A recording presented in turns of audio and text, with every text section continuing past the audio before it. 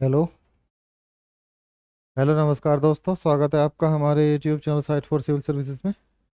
ये कल हमने जो ऑब्जेक्टिव क्लास चल रही थी उसमें हमने आपका वैदिक संस्कृति और उत्तर वैदिक काल तक हमने पढ़ लिया था, यहाँ तक कि हमने महाजनपद भी पढ़ लिया था। ठीक है, अब हम पढ़ेंगे धार्मिक आंदोलन। छठी शताब्दी से पूर्व में जो धार्मिक आंदोलन हुए, जैसे बौद्ध धर्म और जैन धर्म, जो उनके उदाहरण हैं, उनके साथ साथ फिर कुछ और भी, जैसे आजीवक संप्रदाय हैं और दूसरे संप्रदाय निकल कर सामने आए। ठीक है, अब उसके जो क्वेश्चन बनते हैं उनको हम देख लेंगे यहीं पे। अब देखिए, पहला क्वेश्चन क्या है। धार्मिक आंदोलन में जैन परंपरा के अनुसार जैन धर्म में कुल कितने तीर्थंकर हैं? आपको पता है 24 तीर्थंकर हैं। ठीक है, अब देखिए, जल्दी से क्वेश्चन पढ़ते हुए चलते हैं।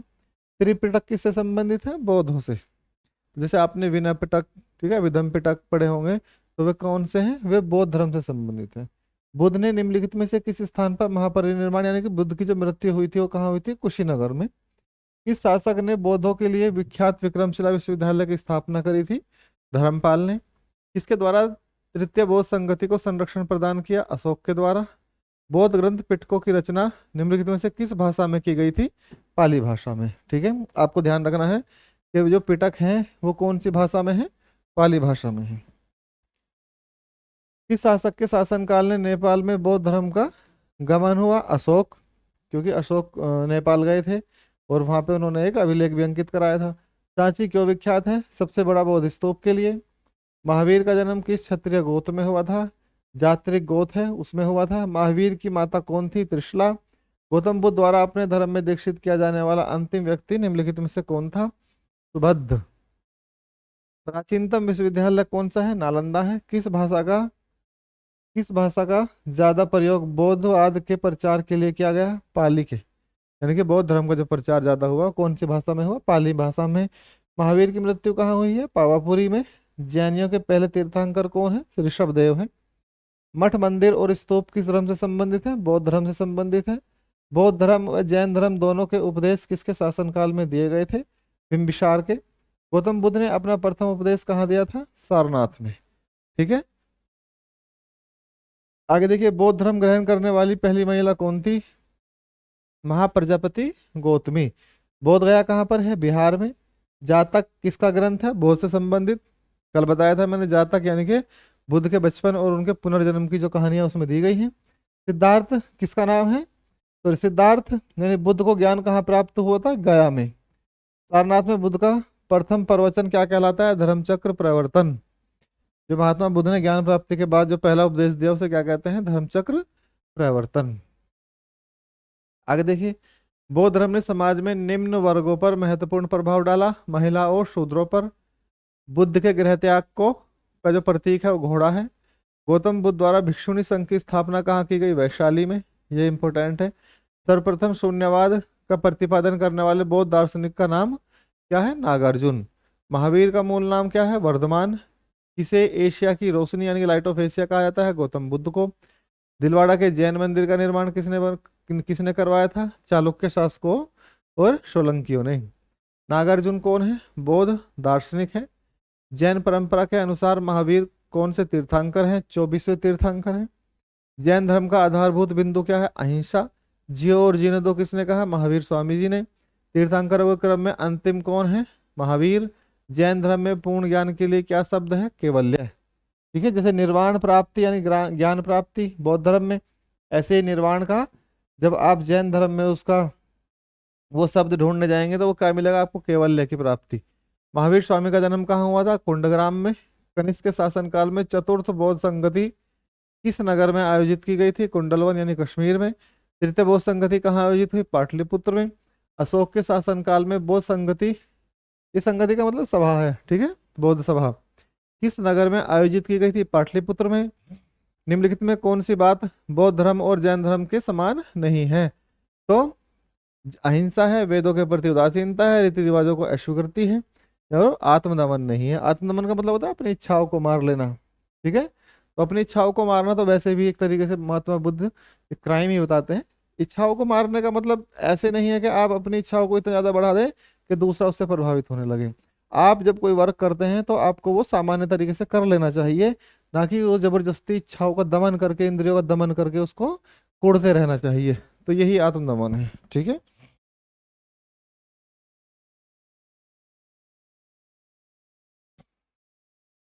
निम्नलिखित में से किस नगर में प्रथम बौद्ध संगति पहली बार कहाँ हुई? राजगृह में। ठीक है, राजगृह किसकी राजधानी है? मगध की।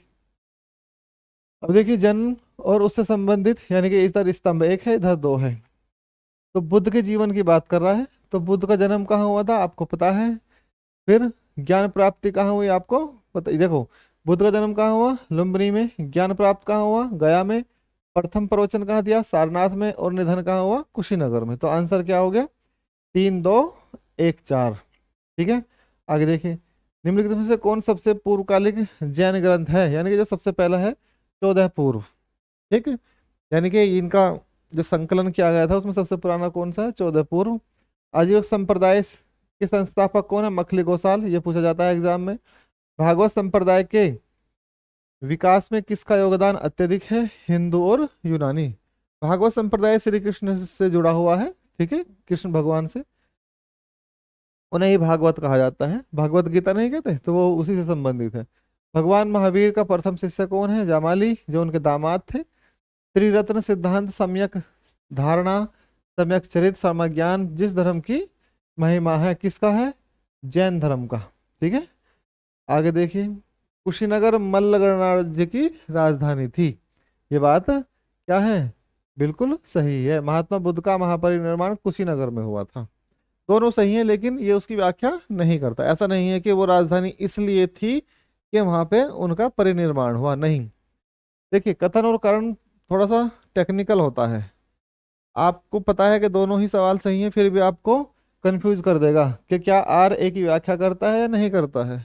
तो व्याख्या का मतलब है वो पूर्ण तरीके से पहला स्टेटमेंट उसके रीजन पे डिपेंड होना चाहिए, यानी कि उसकी वजह से कारण बनता है।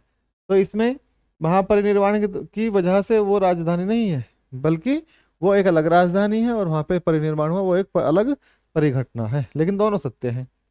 निम्नलिखित कथनों का विचार करें। चैत्य और विहार में क्या अंतर है? ठीक है।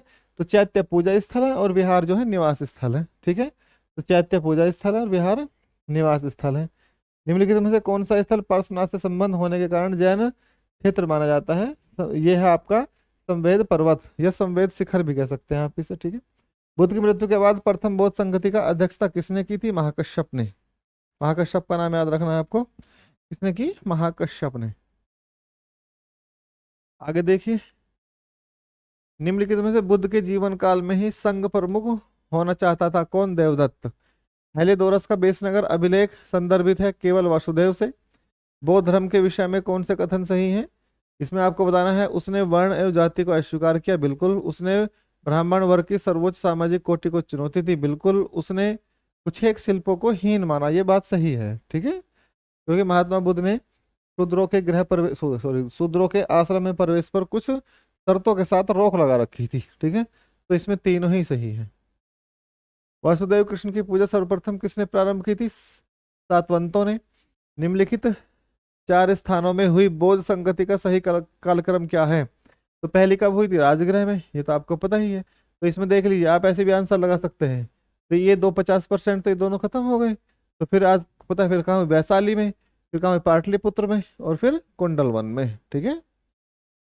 गौतम बुद्ध ने अपनी मृत्यु के उपरांत बौद्ध संघ के नेतृत्व के लिए किसे नामित किया था? किसी को भी नहीं। ठीक है। त्यागवाद सिद्धांत किसका है? जैन धर्म का है। गौतम बुद्ध का जन्म 563 ईस्वी में। बौद्ध शिक्षा का केंद्र विक्रमशिला। इनमें छांटना है, ऐसा नहीं कि विक्रमशिला के अलग कोई और नहीं है, इसमें जो दिया गया है। भारत में सबसे बड़ा बौद्ध स्तूप कहाँ है? सांची का है। निम्नलिखित में से किस ग्रंथ में सर्वप्रथम देवकी के पुत्र कृष्ण का वर्णन किया गया है? छांदोग्य उपनिषद में। छांदोग्य उपनिषद में देवकी के पुत्र श्री कृष्ण का वर्णन है। जैन समुदाय में प्रथम विभाजन श्वेतांबर संप्रदाय के संस्थापक थे। जब पहली बौद्ध जैन संगति हुई या जैन सभा हुई, तो उसमें पहली ही जैन सभा में 2 संप्रदाय बट गए, श्वेतांबर और दिगंबर। तो उसी की बात करता है। तो श्वेतांबर जो है उनके कौन है? उनके जो संपादक हैं वो है स्थूल भद्र हैं, और जो दिगंबर हैं उनके भद्रबाहु हैं, ध्यान रखना है। भारत में सबसे प्राचीन बिहार नालंदा है। प्रथम जैन महासभा का आयोजन कहाँ हुआ? पाटलिपुत्र में। द्वितीय जैन सभा का आयोजन वल्लभी में। दो ही जैन सभा हुई थी, ठीक है। जैन साहित्य का संकलन किस भाषा व लिपि में है? प्राकृत और अर्धमागधी। प्राकृत भाषा का मतलब होता है क्षेत्रीय भाषा, ठीक है। अर्धमागधी का मतलब है जो मगध में बोली जाती थी उससे कुछ मिलती जुलती, अर्धमागधी। निम्नलिखित में से कौन सा एक अन्य तीनों के समकालिक नहीं है? कौन है? बिंबिसार, गौतम बुद्ध, मिलिंद और प्रसन्नजीत। ये तीनों एक समय के हैं लगभग। बिंबिसार, गौतम बुद्ध और आपके प्रसन्नजीत। मिलिंद उस समय का नहीं है। निम्नलिखित कथनों पर विचार कीजिए। इसमें आपको क्या देखना? वर्धमान महावीर की माता लिच्छवी के नरेश चट्टक की पुत्री थी। गौतम बुद्ध की माता कोल्य वंश की राजकुमारी थी, ये ठीक है। और आपका 23वें तीर्थंकर पार्श्वनाथ बनारस के थे, ये भी बिल्कुल ठीक है। तो 2 और 3 इसमें ठीक है, ठीक है। तो वो लिच्छवी के नरेश चट्टक की पुत्री नहीं थी। प्राचीन भारत में बौद्ध मठों में पौरन, देखिए यूपीएससी में पूछा गया क्वेश्चन है, हाँ 2002 में।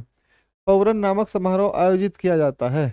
वर्षा ऋतु के दौरान मठों में प्रवास के समय भिक्षुओं द्वारा किए गए अपराधों को स्वीकारोक्ति का अवसर होता था। तो ये कब का समय है? ऋतु, वर्षा ऋतु के, यानी कि जो अभी का समय चल रहा है, आप देख रहे हैं सावन का, वर्षा ऋतु का समय है। उस समय में जो बौद्ध भिक्षु होते थे वो प्रचार करने के लिए नहीं जाया करते थे, तो वो विहारों में रुक जाया करते थे, मठों में रुक जाया करते थे। और वहां पर उनसे होने वाले जितने भी आपराधिक कृत्य थे या कुछ ऐसे कृत्य जिनको अपराध की श्रेणी में रखा गया था, तो उनको वे स्वीकार करने का अवसर वहां पे प्राप्त होता था, ठीक है। कश्मीर में कनिष्क के शासनकाल में जो बौद्ध संगति आयोजित हुई थी उसकी अध्यक्षता किसने की थी? विश्वामित्र ने। जैन धर्म के अहिंसा पर बल ने कृषकों को जैन धर्म अपनाने से रोका। हाँ, जैन धर्म के अहिंसा पर, हाँ देखिए कृषक का मतलब है जो कृषि, जो कृत्य है, जो कार्य है, उसमें कुछ हिंसक प्रवृत्ति होती है। कैसे उनको हिंसक कैसे माना जाता है? जैसे मान लिया बैल है तो उसके ऊपर जुआ रख के और फिर उस पे उसको उसको माना जाता है कि इसको पीड़ित किया जाता है, उसके माध्यम से फिर हल से खेत को चीरा जाता है। फिर जो खेत में जो कीट और पतंगे होते हैं या केंचुए होते हैं वो मर जाते हैं, फिर जीवों को नुकसान पहुंचता है। तो इतनी अहिंसा तक की बात की गई है कहाँ पे? जैन धर्म में। तो कृषकों के लिए अपनाना थोड़ा मुश्किल था, तो ये बात सही है। कृषि में कीटों और कीड़ों की हत्या होना शामिल है, बिल्कुल दोनों ही सही है। और ये उसका स्पष्टीकरण भी कर रहा है। क्यों? देखो, अब देखिए इस सवाल को, कारण कहता है जैन धर्म के अहिंसा पर बल ने कृषकों को जैन धर्म अपनाने से रोका। तो क्यों रोका? इसलिए रोका। तो दोनों ही सही हैं और स्पष्टीकरण भी है। अष्टांगिक मार्ग की संकल्पना किसकी है? धर्मचक्र प्रवर्तन सुत्त के विषय वस्तु का। जो आपका धर्मचक्र प्रवर्तन सुत्त है, सुत्त का मतलब उनका जो ग्रंथ या काव्य वो जो उनका लेखन है उसकी विषय वस्तु है वो। मिलिंद पन्हो, मिलिंद के प्रश्न। मिलिंद पन्हो का मतलब क्या है? मिलिंद का मतलब है मिलिंद, और पन्हो का मतलब प्रश्न से संबंधित है। राजा मिलिंद और किस बौद्ध के मध्य है? नागसेन के मध्य है। याद रखना आपको, नागसेन कौन है? एक बौद्ध भिक्षु है, ठीक है। महायान बौद्ध धर्म में बोधिसत्व अवलोकितेश्वर को किस अन्य नाम से जानते हैं? पदम पाणी के नाम से जाना जाता है, ठीक है। बौद्ध धर्म तथा जैन धर्म दोनों ही विश्वास करते हैं स्त्री और पुरुष दोनों ही मोक्ष प्राप्त कर सकते हैं, बिल्कुल सही है। बौद्ध धर्म के महायान और हीनयान संप्रदायों में सर्वाधिक मौलिक अंतर कौन सा है? देवी देवताओं की पूजा। जैन धर्म श्वेतांबर और दिगंबर संप्रदायों में कब स्थापित हुआ? चंद्रगुप्त मौर्य के समय। यानी कि जो जैन धर्म है वो 2 भागों में कब टूटता है? श्वेतांबर और दिगंबर में। वो चंद्रगुप्त मौर्य के समय की बात है, ठीक। अब आगे देखिए, इसमें सुमेलित करना है। प्रथम बौद्ध संगति किसकी अध्यक्षता में हुई थी? महाकश्यप की। दूसरी सबकामी, देखिए दूसरी का ऐसा कोई फिक्स नहीं है, लेकिन फिर भी आप इसे लिख सकते हैं कि सबकामी से मान। तृतीय की में है मोगलीपुत्र तिष्य, और चतुर्बौद्ध संगति विश्वामित्र से संबंधित है, ठीक है। तो निम्न में से कौन से धर्म पुनर्जन्म में विश्वास करते हैं? तो पुनर्जन्म में हिंदू भी हैं, बौद्ध भी हैं और जैन भी हैं, ठीक है। बौद्ध संगतियों के 4 आयोजकों का सही क्रम बताइए। तो अजातशत्रु, कालाशोक, अशोक और कनिष्क। कनिष्क यानी कि चौथी जो बौद्ध संगति हुई थी कुंडलवन कश्मीर में, वो कनिष्क के समय में हुई थी, ठीक है। तो पहली कहाँ हुई थी? राजगृह में। फिर कहाँ हुई थी? वैशाली में, ठीक है। फिर कहाँ हुई थी बताइए। इनमें से कौन एक त्रिपिटक का अंग नहीं है? जातक। वे त्रिपिटक है। दूसरे पिटक में आते हैं सुत्त पिटक, विनय पिटक पिटक और अभिधम पिटक, जातक कहानियां हैं। ऋग्वेद में किन दो जैन तीर्थंकरों का उल्लेख मिलता है? ऋषभदेव और ऋषनेमि। आपको 23 से याद करते हुए चलते हैं। केवलिन जो है वो किसको माना गया है? वो पूर्ण ज्ञानी को केवलिन कहा गया है। जिन इंद्रियों को जीतने वाला, महावीर, अपरिमित, पराक्रमी, निग्रंथ, बंधन रहित। ठीक है, आगे चलिए। महावीर ने जैन धर्म की स्थापना कहाँ की? पावा में। महावीर की मृत्यु के बाद जैन संघ का अगला अध्यक्ष कौन हुआ है? सुधर्मन। अणुव्रत शब्द किस धर्म से जुड़ा हुआ है? जैन धर्म से। जैन ग्रंथ कल्पसूत्र के रचयिता कौन है? भद्रबाहु। ठीक है, और भद्रबाहु किसके प्रवर्तक है? कौन से? श्वेतांबर के, दिगंबर के? बताइए। अभी ऊपर मैंने बताया था। ठीक है, आगे देखिए। परिशिष्ट पर्व या परिशिष्ट पर्वन भी कह सकते हैं इसको, जो कि जैन धर्म से संबंधित रचना है, की रचयिता कौन है? हेमचंद्र। किस जैन रचना में 16 महाजनपदों का उल्लेख है? भगवती सूत्र में। और उसे बताइए जैन धर्म में देखिए किस जैन रचना में? तो भगवती सूत्र में 16 महाजनपद का उल्लेख है। जैन और बौद्ध धर्म में बताइए कौन से में है? मैंने कल बताया था आपको, जैन तीर्थंकर पार्श्वनाथ द्वारा प्रतिपादित 4 महाव्रतों में महावीर स्वामी ने 5वें महाव्रत के रूप में क्या जोड़ा? ब्रह्मचर्य।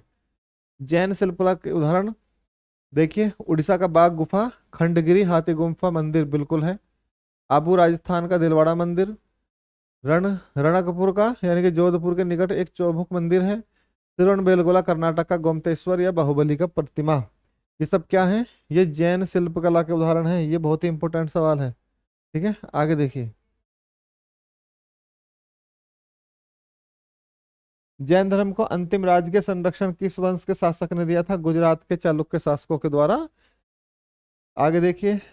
एक सूची को सूची 2 में मिलाना है। सुद्धोधन कौन है? वो बुद्ध के पिता है। महामाया कौन है? बुद्ध की माता है। प्रजापति गौतमी कौन है? बुद्ध की मौसी है। यशोधरा बुद्ध की पत्नी है। सारे ही सामने सामने दिए गए, सही है। अब आपको ये बताना है कि सूची 1 और सूची 2 का मिलान करके कि कौन सा सही है। चन्ना बुद्ध का सारथी है, बिल्कुल सही बात है। कंटक बुद्ध का प्रिय घोड़ा है, बिल्कुल सही है। अलार कलाम बुद्ध के गुरुदेव। और रुद्रक रामपुत्र, देखिए जो जो अलार कलाम है, ठीक है, ये संत हुए हैं, यही बुद्ध के गुरु थे। निरंजना नदी जिसके तट पर बुद्ध को ज्ञान प्राप्त हुआ है, संबोधन प्राप्त किया, एक ही बात है।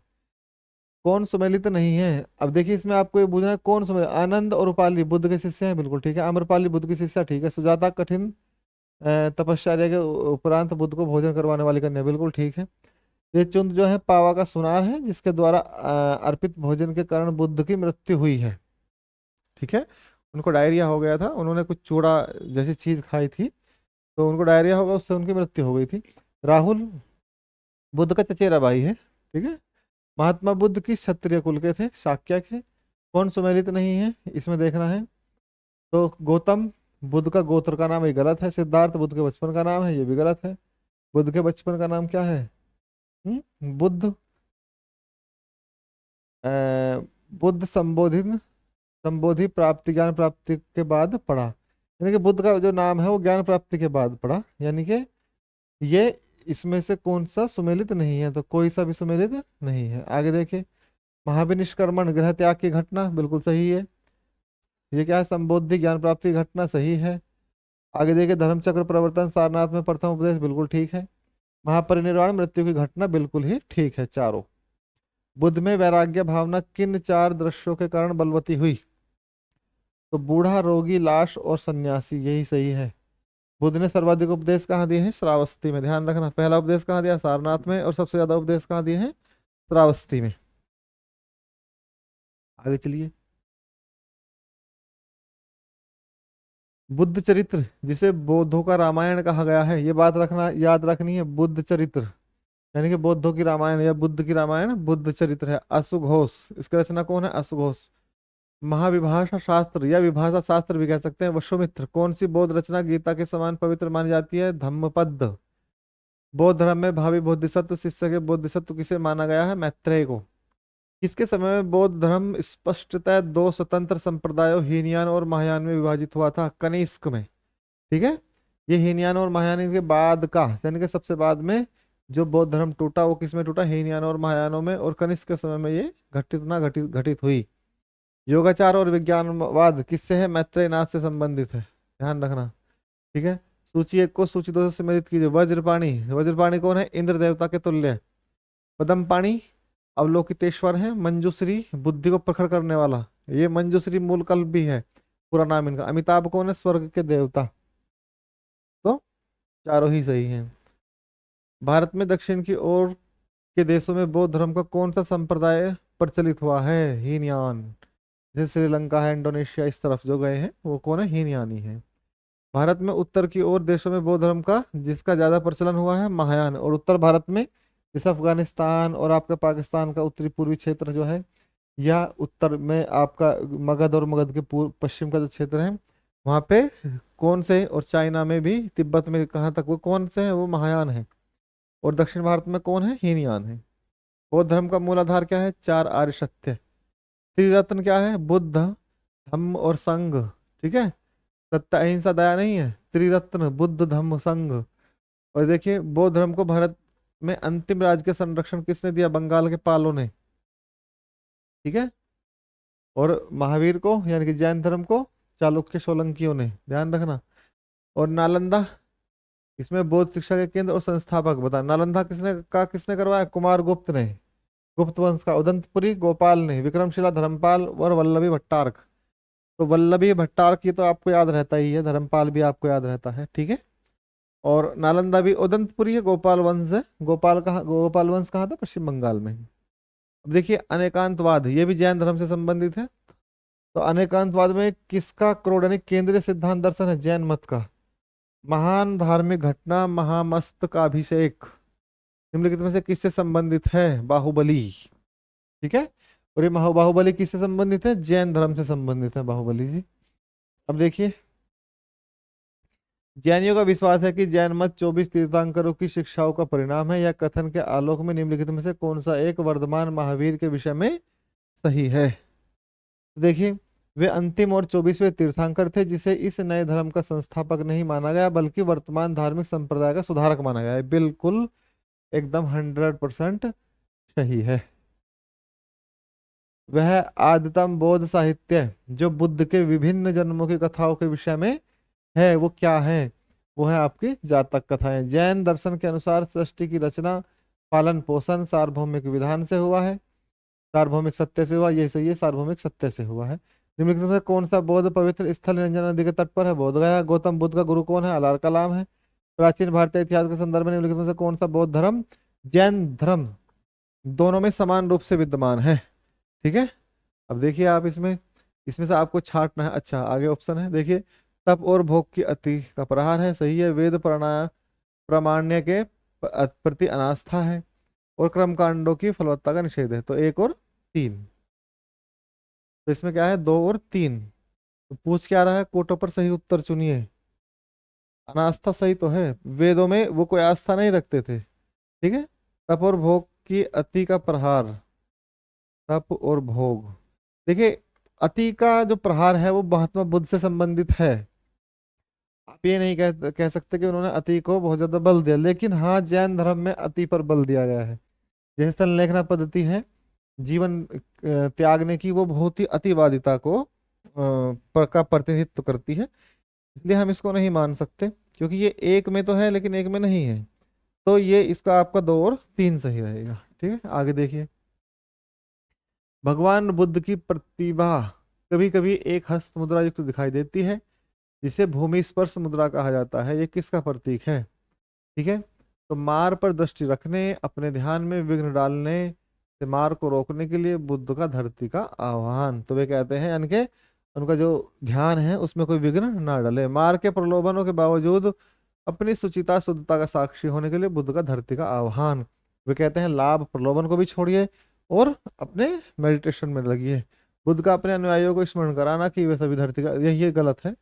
पहला और दूसरा सही। देखिए यूपीएससी में पूछा गया क्वेश्चन है 12 में। राजगृह वैशाली और पाटलिपुत्र में निम्नलिखित में से कौन सी एक समानता है? ये वे स्थान है जहाँ बौद्ध संगति हुई है, बिल्कुल सही है। राजगृह वैशाली पाटलिपुत्र, सबसे पहले कहाँ हुआ? राजगृह में, फिर वैशाली में, फिर पाटलिपुत्र में, और फिर कुंडलवन में, कश्मीर में, कनिष्क के समय में। और आपका बुद्ध ने अपने जीवन के अंतिम वर्ष की ऋतु कहाँ बिताई है? कुशीनगर में। अशोक राम विहार निम्नलिखित में से किस स्थान पर है? पाटलिपुत्र में। स्वामी महावीर के भिक्षुणी संघ की प्रधान कौन है? चंदना। ठीक है, तो ये हो गया आपका इतना। अब देखिए मौर्य काल पे चलते हैं। तो मौर्य काल में क्या है, ये 322 ईसा पूर्व से 185 ईसा पूर्व तक का है। तो चाणक्य का नाम क्या है, विष्णुगुप्त है। विष्णुगुप्त से अलग और भी नाम है उनके, ठीक है। निम्नलिखित में से किसकी तुलना मैकियावेली के प्रिंस से की जाती है कौटिल्य के अर्थशास्त्र से, क्योंकि किसकी रचना है, चाणक्य की ही, और इसका नाम क्या है, विष्णुगुप्त। वह शासक कौन सा है जिसने सिंहासन पर बैठने के लिए अपने बड़े भाई सुसीन की हत्या करी, अशोक। निम्नलिखित में सम्राट अशोक की वह पत्नी कौन थी जिसने अशोक को प्रभावित किया था, कारुवाकी। अशोक ने अपने सभी शिलालेखों या अभिलेखों में एक रूपता से किस प्राकृत का प्रयोग किया है, अर्धमागधी का। प्राकृत का मतलब क्षेत्रीय भाषा, तो कौन सी भाषा, अर्धमागधी है, ये आपको ध्यान रखना है। बिंदुसार ने विद्रोह को कुचलने के लिए अशोक को कहाँ भेजा था, तक्षशिला में। तो तक्षशिला में उस समय एक विद्रोह हो गया था, तो बिंदुसार ने अपने किसको, इस अशोक को भेजा था वहां पे उसको शांति स्थापित करने के लिए। निम्नलिखित में से वह व्यक्ति कौन है जिसका नाम देवान प्रियदर्शी है, तो कौन है, वो अशोक है। ये देवनाम प्रियदर्शी भी है, देवनाम ही है, देवान नहीं है। निम्नलिखित में से प्राचीनतम राजवंश कौन सा है, मौर्य राजवंश निम्नलिखित में सबसे प्राचीन है। कौटिल्य चाणक्य किसका प्रधानमंत्री है, चंद्रगुप्त मौर्य का। कलिंग विजय के उपरांत अशोक महान ने निम्नलिखित में से किस धर्म को अंगीकार कर लिया था, बौद्ध धर्म को। चंद्रगुप्त के शासन या चंद्रगुप्त के शासन विस्तार में किसने मुख्य रूप से मदद की, चाणक्य में। सांची किस कला मूर्ति कला का निरूपण करता है, बौद्ध का, ठीक है। सांची का स्तूप जो है वो किससे संबंधित है, बौद्ध धर्म से संबंधित है। आगे आइए। प्राचीन भारत का वह प्रसिद्ध शासक जिसने अपने जीवन के अंतिम दिनों में जैन धर्म को अपनाया, चंद्रगुप्त मौर्य। मौर्य साम्राज्य की स्थापना किसने की, चंद्रगुप्त मौर्य ने। मौर्य साम्राज्य में प्रचलित मुद्रा का नाम क्या है, पर्ण, ठीक है। मौर्य साम्राज्य में जो मुद्रा चलती है उसे क्या कहते हैं, पर्ण। निम्नलिखित में कौन मौर्य वंश का संस्थापक, सॉरी शासक नहीं है, तो अजातशत्रु नहीं है, वो हर्यक वंश का है अजातशत्रु जो है, ठीक है। तो निम्नलिखित में से अशोक का उत्तराधिकारी कौन है, कुणाल है, ठीक। मुद्रा राक्षस का लेखक निम्नलिखित में से कौन है, विशाखदत्त। विशाखदत्त के प्राचीन भारतीय नाटक मुद्रा राक्षस की विषय वस्तु क्या है, चंद्रगुप्त मौर्य के समय में राजदरबार की दुर्भी संधियों के बारे में, ठीक है। मालवा गुजरात महाराष्ट्र के शासक ने पहली बार जीते, ये आपके चंद्रगुप्त मौर्य ने। किसने सहिष्णुता, उदारता और करुणा के त्रिविध आधार पर राजवंश की स्थापना की, अशोक ने। निम्नलिखित किस शहर में अशोक के शिलालेख नहीं है, पाटलिपुत्र में नहीं है, ठीक है। कंधार में है, गिरनार में है, टोपरा में है। अर्थशास्त्र का लेखक चंद्रगुप्त का, ठीक है। अर्थशास्त्र का लेखक समकालीन कौन था, चंद्रगुप्त। जो आपका इसका लेखक कौन है, अभी तो बताया, कौटिल्य। नंद वंश के पश्चात मगध पर किस राजवंश ने शासन किया था, मौर्य वंश ने। मौर्य काल में शिक्षा का सर्वाधिक प्रसिद्ध केंद्र कौन है, तक्षशिला। मेगस्थनीज की पुस्तक का नाम इंडिका। जिसके ग्रंथ में चंद्रगुप्त मौर्य का विशिष्ट रूप से वर्णन हुआ है वो कौन है, विशाखदत्त है। वह स्रोत जिसमें पाटलिपुत्र के प्रशासन का वर्णन उपलब्ध है वह है आपका इंडिका। अशोक के शिलालेखों में प्रयुक्त भाषा कौन सी है, प्राकृत भाषा, ठीक है। अब आगे देखिए इसमें,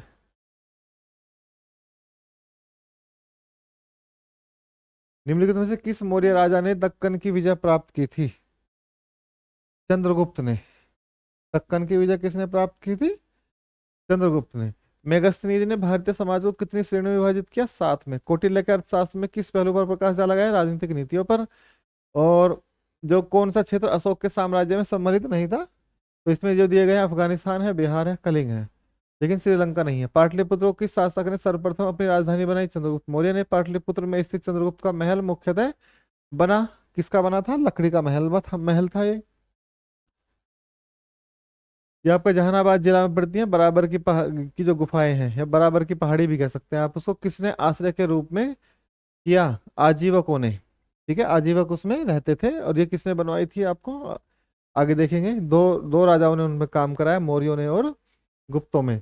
तो किस अभिलेख ने यह साबित होता है कि चंद्रगुप्त का प्रभाव पश्चिम भारत तक फैला हुआ था, रुद्र दमन का जूनागढ़ अभिलेख, ठीक है। प्योर संस्कृत में लिखा हुआ है, ठीक है। तो किस अभिलेख से पता लगता है कि चंद्रगुप्त का प्रभाव पश्चिम भारत तक फैला हुआ था, तो ये रुद्र दमन का जूनागढ़ अभिलेख है। केवल वह स्तंभ जिसमें अशोक ने स्वयं को मगध का सम्राट बताया, भाम्ब्रू स्तंभ। मगध का सम्राट बताया कौन सा, भाम्ब्रू स्तंभ है। तो चंद्रगुप्त मौर्य, तो इसमें बताना है प्रियदर्शी कौन है, अशोक है प्रियदर्शी, ठीक है। तो इसे ऐसे करते हैं, चंद्रगुप्त चंद्रकोटस है, बिंदुसार कौन है, अमित्रघात है, अशोक प्रियदर्शी है, और चाणक्य विष्णुगुप्त है। प्रथम भारतीय साम्राज्य स्थापित किया गया चंद्रगुप्त मौर्य के द्वारा। उत्तरांचल में अशोक का एक शिलालेख स्थित है, कहाँ पे है, कालसी में। ठीक है। सांची का स्तूप किसने बनवाया, अशोक ने। ये कालसी आपका देहरादून में पड़ेगा। अशोक के शिलालेखों को पढ़ने वाला प्रथम अंग्रेज कौन है, जेम्स प्रिंसेस ने अशोक के शिलालेखों को सबसे पहले पढ़ा था। कलिंग युद्ध की विजय तथा क्षत्रियों का वर्णन अशोक के किस शिलालेख में है, शिलालेख 13 में। ठीक है। प्रसिद्ध यूनानी राजदूत मेगास्थनीज भारत के किसके दरबार में आया था, चंद्रगुप्त मौर्य के। चंद्रगुप्त मौर्य ने सेल्यूकस को कब पराजित किया, 305 ईसा पूर्व में। निम्नलिखित में से कौन सा राजा प्राय जनता के संपर्क में रहता था, अशोक। अशोक ने 261 ईसा पूर्व में कलिंग को जीतने के बाद क्या किया, भारी रक्तपात देखकर युद्ध की नीति को सदा के लिए त्याग दिया। अशोक के अधिकांश अभिलेख किस भाषा और लिपि में है, प्राकृत और ब्राह्मी में। किस ग्रंथ में चंद्रगुप्त मौर्य के लिए वृषल यानी निम्न कुल का प्रयोग किया गया है, मुद्रा राक्षस में। मौर्य नरेश के बारे में निम्न में से कौन सा कथन सही है, उन्होंने विकास किया था। तो उन्होंने विकास किया था संस्कृति, कला और साहित्य का, बिल्कुल सही है। तो मौर्यों ने सोने के सिक्के नहीं है उसमें, प्रांतीय विभाजन ठीक है, हिंदू कुश तक साम्राज्य ये बिल्कुल ठीक है, 1 2 1 3 और 4 डी। अशोक ने कलिंग को मौर्य साम्राज्य में जोड़ लिया, ठीक है। कलिंग दक्षिण भारत को आने वाली स्थलीय और समुद्री मार्गों को नियंत्रित करता था, दोनों ही सही है और व्याख्या करता है। अशोक के जो शिलालेख संगम राज्य के बारे में हमें बताते हैं, उन्हें दूसरा और 13वां है। ठीक है। अशोक के राज्य देशों के अनुसार धार्मिक निष्ठा की अपेक्षा जनता के मध्य सामाजिक समरसता अधिक महत्वपूर्ण थी। उसने धर्म संवर्धन के स्थान पर समता के विचारों का प्रसार किया। Answer is a. आगे देखिए, निम्नलिखित में किस राज्य देश में अशोक के व्यक्तिगत नाम यानी कि अशोक का उल्लेख मिलता है, मास्की में। ठीक है। और वो खुद को जिसमें मगध का सम्राट बताता है वो भामरू अभिलेख है। और अशोक का नाम कहाँ, अशोक कहाँ मिलता है, मास्की में। आगे देखिए, निम्नलिखित वक्तव्य में कौन सा एक वक्तव्य अशोक के प्रस्तर स्तंभों के बारे में गलत है। ये स्थापत्य संरचना के भाग हैं, यही गलत है, क्योंकि ये स्थापत्य संरचना के भाग नहीं है, बल्कि इन्होंने अलग से इसको स्थापित करके और इनको लगवाया था। श्रीनगर की स्थापना किस मौर्य शासक ने की थी, अशोक ने। और आपका बताना है राजधानी उत्तरापथ, जो उत्तरापथ है वो किसकी राजधानी है, यानी कि उत्तरापथ जो प्रांत है उसकी राजधानी क्या है, तक्षशिला। दक्षिणापथ स्वर्णगिरी, अवंती, उज्जैनी, प्राची यानी कि पूर्वी जैसे पाटलिपुत्र। किस ग्रंथ में शूद्रों के लिए आर्य शब्द का प्रयोग हुआ है, अर्थशास्त्र में। अशोक ने अपने राज्याभिषेक के चौथे वर्ष में निग्रोथ के प्रभाव से प्रभावित होकर किससे बौद्ध धर्म की दीक्षा ली थी, उपगुप्त से। ये बहुत इंपॉर्टेंट सवाल है, उपगुप्त, आपको बस नाम याद रखना है, उपगुप्त से। किसने पाटलिपुत्र को पोलीब्रोथा कहा है, मेगास्थनीज ने। मौर्य काल में एग्रोनोमी किसे कहा गया है, सड़क निर्माण अधिकारी को। मौर्य काल में गुप्तचरों को क्या कहा जाता है, गूढ़ पुरुष। ठीक है। किस श्रीलंकाई शासक ने अपने आप को मौर्य सम्राट अशोक के आदर्शों के अनुरूप ढालने की कोशिश की, तिश ने। इस जैन ग्रंथ में चंद्रगुप्त मौर्य के जैन धर्म अपनाने का उल्लेख मिलता है, परिशिष्ट पर्वन। किस महीने से मौर्यों का राज्याभिषेक वर्ष आरंभ होता है, आषाढ़ से यानी कि जुलाई से। निम्नलिखित में से किन किन दक्षिण भारतीय जातियों का उल्लेख अशोक के शिलालेख में मिलता है, चोल, पल्लव, पांड्य, सत्य, केरल और विष्णुकुंड। तो उसमें इनका नहीं मिलता है, तो चोल का मिलता है, आपका पांड्य का मिलता है, सत्यपुत्र का मिलता है, पल्लव का वहां नहीं मिलता, केरल पुत्र का मिलता है, विष्णुकुंड का नहीं मिलता। अशोक के बारे में जानने के लिए सबसे महत्वपूर्ण स्रोत कौन से हैं, शिलालेख हैं। अशोक के काल में कौन सी लिपि दक्षिण भारत में प्रवर्तित हुई थी, ब्राह्मी। अशोक का अभिलेख भारतीय उपमहाद्वीप के बाहर भी पाया गया है, किस देश में पाया गया है, अफगानिस्तान में। ठीक है। ऐसे तो नेपाल में भी निगली हल है, उसका एक लेख है। ठीक है, लेकिन इसमें नेपाल है। अत्यंत पोलिश किए गए एकाज्म अशोक स्तंभ जिस पांडुरंजित बालुकाज्म को एकल टुकड़ों में सक्षिप्त किए गए, उसे साधारणतः कहाँ की खदानों से निकाला गया था, मिर्जापुर के समीप चुनार की खदानों से। ठीक है, बहुत इंपॉर्टेंट सवाल है, CDS 2013 में पूछा गया है। भारतीय लिखने की कला नहीं जानते हैं, किसकी उक्ति है? मेगास्थनीज की। ठीक। किस मौर्य सम्राट ने एक विदेशी राजा सीरिया में एंटियोकस फर्स्ट यानी कि एंटियोकस प्रथम से अंजीर, शराब और दार्शनिक को भारत भेजने का आग्रह किया था? बिंदुसार। अशोक द्वारा कलिंग पर चढ़ाई की जानकारी के लिए कौन सबसे महत्वपूर्ण स्रोत है? 13वां वृत्त शिलालेख। बिंदुसार की मृत्यु के समय अशोक किस प्रांत का गवर्नर था? उज्जैन का। किस अ, किस शिलालेख में अशोक ने घोषणा की है कि सारी प्रजा मेरी संतान है? ये पृथक कलिंग शिलालेख है। उसने कहा था कि सारी प्रजा मेरी संतान है। ठीक है। कौन सी घोषणा युद्ध और हिंसा के प्रति अशोक के आंतरिक दुख को स्पष्ट करती है? कलिंग का पृथक शिलालेख। किस शिलालेख में अशोक की यह घोषणा अंकित है? किसी भी समय चाहे मैं खाता रहूं या रानी के साथ विश्राम करूं या मैं अपने अंतशाला में रहूं, मैं जहां भी रहूं मेरे महामात्य मुझे सार्वजनिक कार्य के लिए संपर्क कर सकते हैं। ठीक है, महामात्य का मतलब अधिकारी जो है। छठे शिलालेख में निम्नलिखित में से कौन अवरोही क्रम में मौर्य प्रशासन के अधिकारियों का नाम बताता है? प्रादेशिक रज्जुक और युक्तक। विष्टि क्या है? विष्टि एक प्रकार की बेगारी कर है। ठीक है, आगे देखिए। मौर्य काल में सीता से तात्पर्य है राजकीय भूमि से प्राप्त आय। सीता क्या है? एक प्रकार का कर है जो राजकीय भूमि से प्राप्त होता है। सीता भूमि, वैसे सीता किसको कहते हैं? भूमि को ही सीता कहते हैं। निम्नलिखित में मौर्य कला का सबसे अच्छा नमूना कौन सा है? स्तंभ है। कहाँ से प्राप्त अभिलेखों से मौर्य काल में अकाल, सूखा जैसी देवी प्रकोप के समय द्वारा राहत कार्य किए जाने का विवरण मिलता है? महास्थान यानी बांग्लादेश के सहगोरा उत्तर प्रदेश में। अशोक ने श्रीलंका में बौद्ध धर्म का प्रचार करने हेतु किसे भेजा था? आपको महेंद्र और संघमित्रा दोनों को। अशोक के मानसेहरा और शहबाजगढ़ी दोनों ही पाकिस्तान में है। बृहत शिलालेख किस लिपि में है? खरोष्ठी लिपि में है। ठीक है ना, आपको ध्यान रखना है जो अशोक के शिलालेख हैं वो किस में है? खरोष्ठी लिपि में है। कहाँ से अशोक के द्विभाषाई ग्रीक और अरमाई का अभिलेख प्राप्त हुए हैं? सारे कौन? कंधार से हुए हैं। कौटिल्य द्वारा रचित अर्थशास्त्र कितने अधिकरणों में है? 15 अधिकरण है उसमें। अर्थशास्त्र में उल्लेखित सप्तांग में शामिल है राजा, क्षेत्र, प्रशासन और कोश। अशोक का समकालीन तुर्मे कहाँ का राजा था? मिस्र का। किसके शासनकाल में डायमेकस भारत आया था? बिंदुसार के समय में। निम्नलिखित अभिलेखों में किसमें अशोक का नामोल्लेख हुआ है? तो इसमें किसका हुआ है? सारनाथ के अभिलेख में। आगे देखिए, मौर्य उत्तर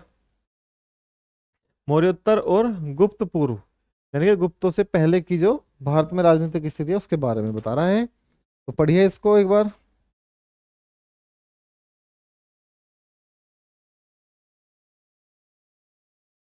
अंतिम मौर्य सम्राट बृहदत्त की हत्या कर किसने शुंग वंश की स्थापना की थी? 185 ईसा पूर्व में। तो ये पुष्यमित्र शुंग है। पुष्यमित्र शुंग मौर्य सम्राट बृहदत्त की राजकीय सेना में किस पद पर था? ये सेनापति के पद पर था। कणव और कणव वंश का संस्थापक कौन है? वासुदेव है। सातवाहन या आंध्र सातवाहन वंश का संस्थापक कौन है? सिमुख है। ठीक है। सातवाहनों ने पहले स्थानीय अधिकारियों के रूप में काम किया मौर्यों के अधीन। यानी जो सातवाहन दक्षिण भारत के जो शासक थे उन्होंने मौर्यों के अधीन पहले काम किया था। निम्नलिखित में से वह महानतम कुषाण नेता कौन था जो बौद्ध बन गया था? वो कनिष्क है। ठीक है। कुषाण काल के दौरान मूर्तिकला की गांधार शैली निम्नलिखित में से किसका मिश्रण है? भारत और ग्रीक शैली का मिश्रण है। आगे देखिए इसमें। कनिष्क की राजधानी क्या है? पुरुषपुर। ये पेशावर है। पुरुषपुर का मतलब पेशावर। पुरुषपुर निम्नलिखित में से किसका दूसरा नाम है? पेशावर का। देखिए आगे आ गया। चलो, किसके राज चिकित्सक थे? आपके कनिष्क के। तक्षशिला में प्रसिद्ध स्थल होने का कारण क्या है? गांधार कला। भारत में सर्वप्रथम स्वर्ण मुद्राएं किसने चलाई? इंडो बैक्टीरियनों ने। ध्यान रखना, स्वर्ण मुद्रा सबसे पहले किसने चलाई? इंडो बैक्टीरियनों ने। ठीक है। सबसे शुद्ध प्रकार की स्वर्ण मुद्रा किसने चलाई? कुषाणों ने। सबसे ज्यादा स्वर्ण मुद्राएं किसने चलाई? गुप्तों ने। ठीक है। और सबसे अधिक मुद्राएं किसने चलाई? आपके मौर्यों ने। तो किस संग्रहालय में कुषाणकालीन मूर्तियों का संग्रहण अधिक मात्रा में है? मथुरा संग्रहण में। निम्नलिखित में से किसने सोने के सर्वाधिक शुद्ध सिक्के जारी किए? कुषाणों ने। सातवाहनों के समय में मुद्रा सर्वाधिक किस धातु के बने हैं? शीशे के। तो सातवाहनों ने जो मुद्रा चलाई है शीशे या पोटीन एक ही बात है। ठीक है, लेकिन पोटीन की मुद्रा जो है सातवाहनों की ही है ये भी, लेकिन ज्यादा पूछ रहा है सर्वाधिक किस धातु की है? शीशे की। निम्नलिखित में से कनिष्क में समकालीन कौन है? नागार्जुन, अशुघोष और वसुमित्र। किस वंश के शासकों ने ब्राह्मणों और बौद्ध भिक्षुओं को कर मुक्त भूमि या गांव देने की प्रथा आरंभ की थी? सातवाहनों। भारतीय रंगमंच, भारतीय रंगमंच में यवनिका यानी पर्दा का शुभारंभ किसने किया था? यूनानियों ने। भारतीयों के महान रेशम मार्ग यानी सिल्क रूट किसने आरंभ किया? कनिष्क ने। देखिए, कनिष्क ने सिल्क रूट आरंभ किया। निम्नलिखित में से किसने बड़े पैमाने पर स्वर्ण मुद्राएं सोने की मोहर चलाई थी? कुषाण शासकों ने। चरक और नागार्जुन किसके दरबार में थे? कनिष्क के। शक संवत का प्रारंभ किस सम्राट के शासनकाल में 78 ईस्वी में हुआ? कनिष्क के समय में हुआ। तक्षशिला विश्वविद्यालय है पाकिस्तान में। ठीक है, आपका जो पाकिस्तान का उत्तर वाला क्षेत्र है उसमें पड़ेगा आपका ये, अफगानिस्तान से लगा हुआ जो है। प्राचीन भारत में कलिंग का महान शासक कौन है? खारवेल। कुषाण काल में सबसे अधिक विकास किस क्षेत्र में हुआ? वास्तुकला में। सातवाहनों ने आरंभिक दिनों में अपना शासन कहाँ शुरू किया था? आंध्र में। आगे देखिए,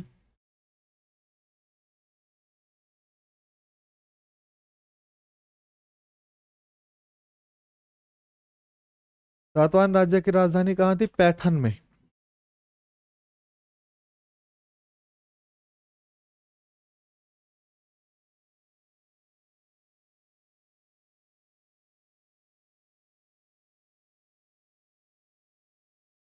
सातवाहन राज्य की राजधानी कहाँ बताता है? पैठन प्रतिष्ठान में।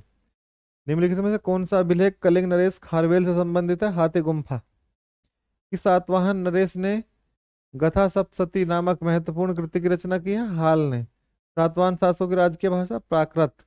इन पे विचार करना है आपको और कालक्रम बताना है। तो सबसे पहले कौन आए हैं? चोल है, फिर कौन है? शुंग है, फिर सातवाहन है, उसके बाद गुप्त है। मौर्य साम्राज्य के ध्वंस के पश्चात कई आक्रमणों की श्रृंखला रही है।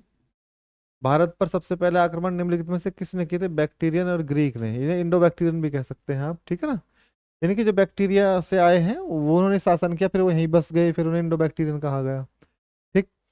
सूची एक को सूची दो से सम्मिलित कीजिए। शासक और उपाधि: अशोक, विक्रमादित्य, ठीक है, कनिष्क, कलिंग, चतुर्वर्ती, खारवेल, महेंद्रदित्य, और कुमारगुप्त क्या है आपका? देवपुत्र और प्रियदर्शी। तो इसमें मिलाना है आपको। तो अशोक से संबंधित क्या है आपका? प्रियदर्शी है।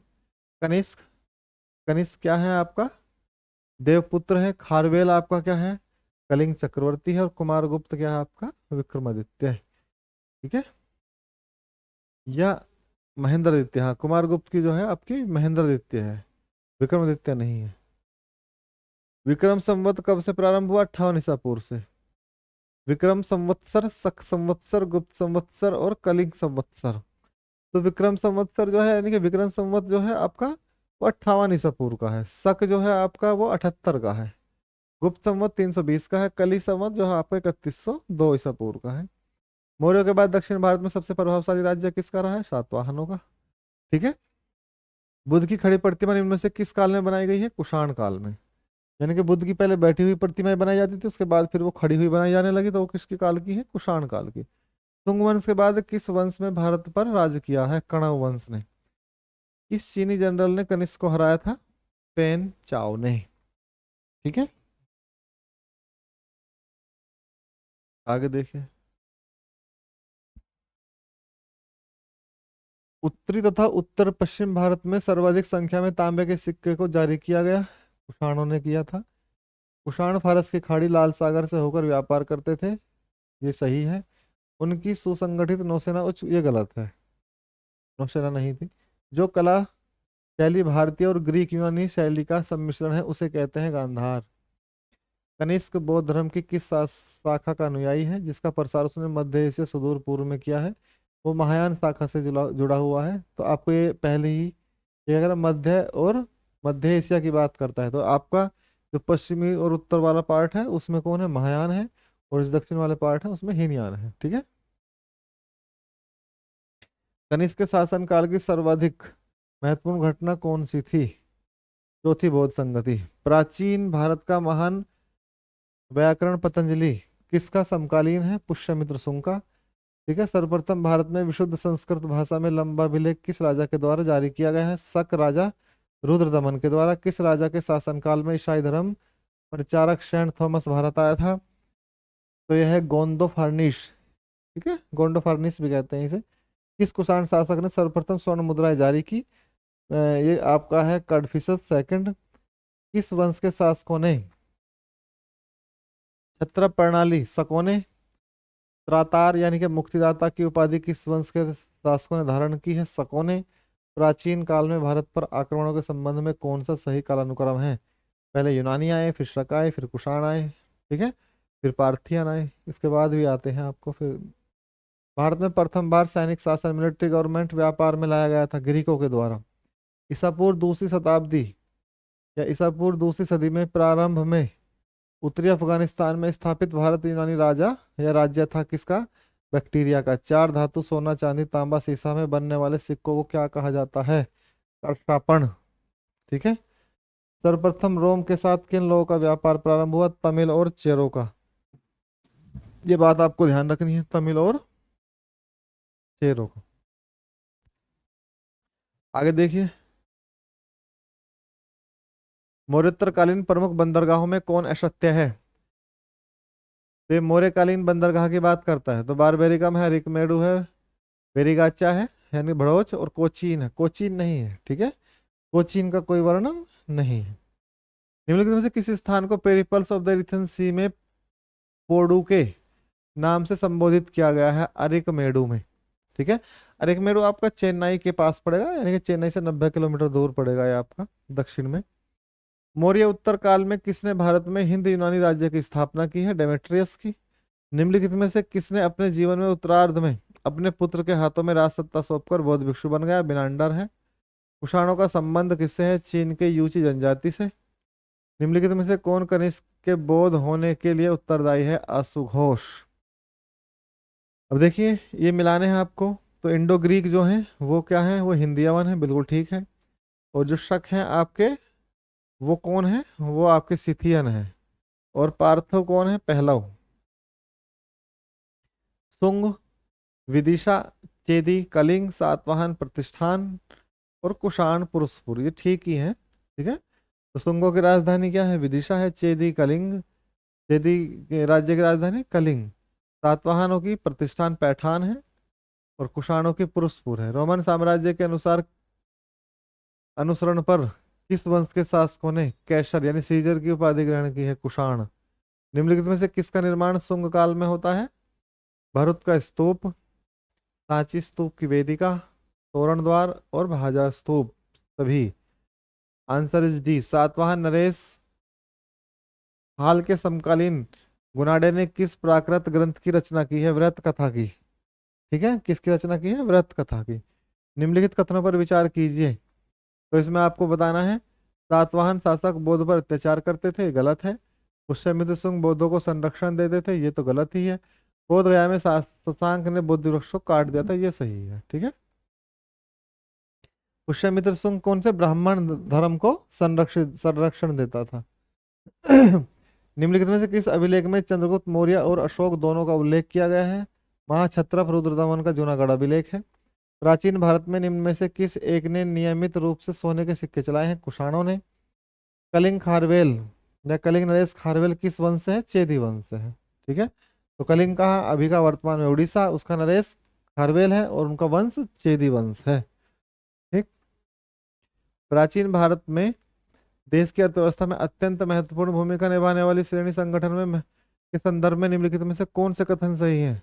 प्रत्येक श्रेणी राज्य की एक केंद्रीय प्राधिकरण के साथ पंजीकृत होती है या पंजीकृत होती थी और प्रशासनिक स्तर पर राजा उनका प्रमुख होता था। श्रेणी ही वेतन, काम करने के नियमों, मानकों और कीमतों को सुनिश्चित करती थी। श्रेणी का अपने सदस्यों पर न्यायिक अधिकार होता था। केवल 2 और 3। देखिए बहुत अच्छा क्वेश्चन है ये, हाँ यूपीएससी में भी पूछा गया है। अब देखिए संगम काल की बात करते हैं।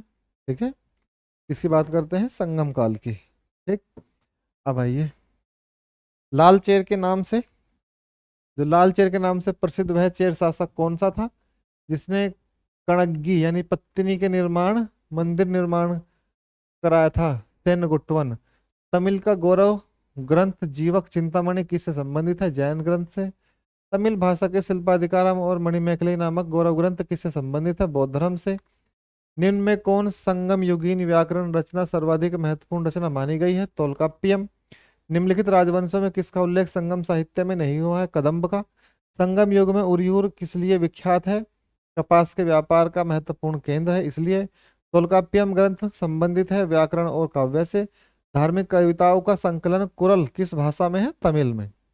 किस संगम युगीन राज्य के संरक्षण में 3 संगमों का आयोजन किया गया था? पांड्य।